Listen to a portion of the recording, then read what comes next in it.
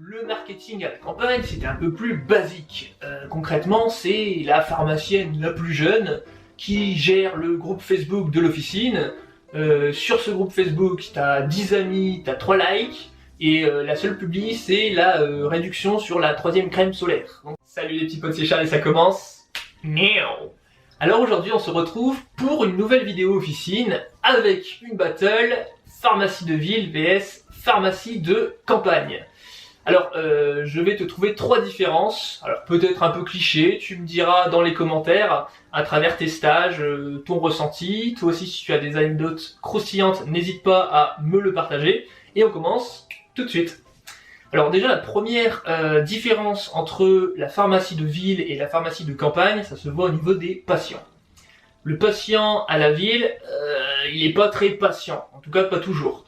En général, il n'a pas le temps parce qu'il a casé la visite à l'officine entre la sortie des écoles et le cours de Zumba, ce qui fait qu'il arrive lentement mais sûrement.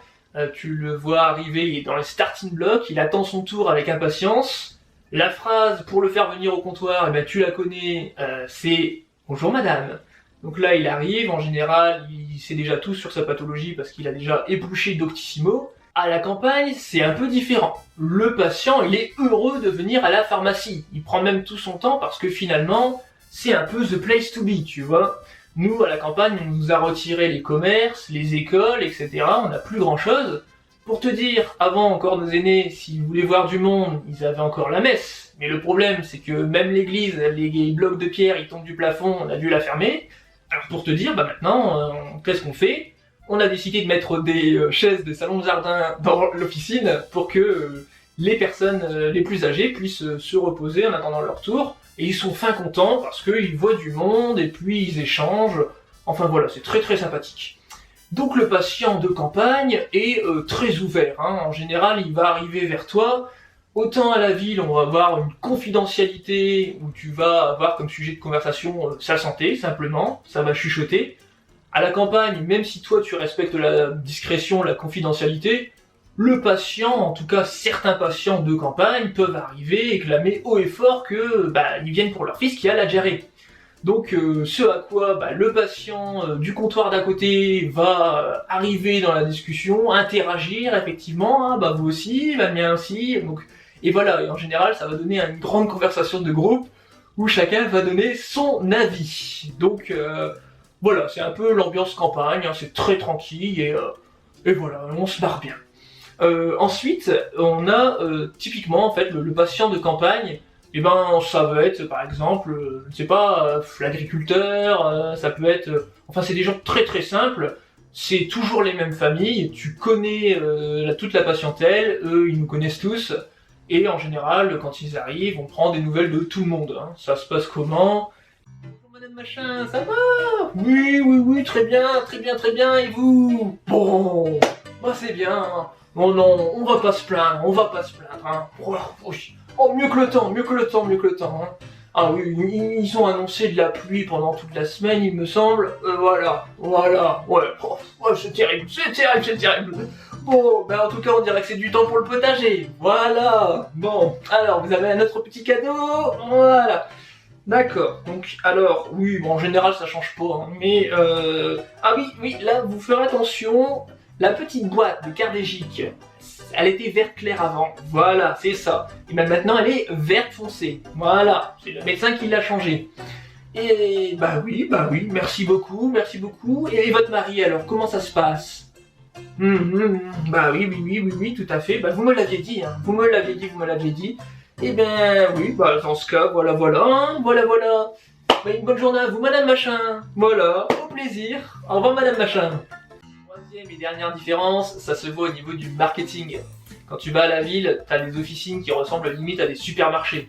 Tu rentres dedans, t'as carrément des animateurs qui te font leur super promo. T'as des rayons qui font 15 km de large avec je ne sais quelle plante. T'as le pharmacien qui s'est vraiment spécialisé à fond dans différents DU, différents diplômes universitaires. Et puis en général, quand tu es stagiaire, tu peux passer limite parfois ta journée à ranger tellement le roulement est très important. Le marketing à la campagne, c'était un peu plus basique. Concrètement, c'est la pharmacienne la plus jeune qui gère le groupe Facebook de l'officine.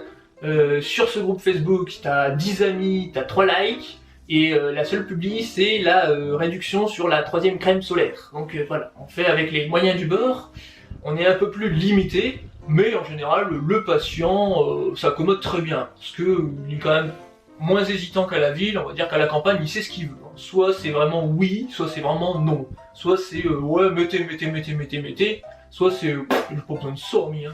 D'ailleurs, pour te dire, la dernière fois, quand un couple d'éleveurs est arrivé à la pharmacie pour demander un vaccin, on leur a répondu que à l'époque on faisait que du AstraZeneca.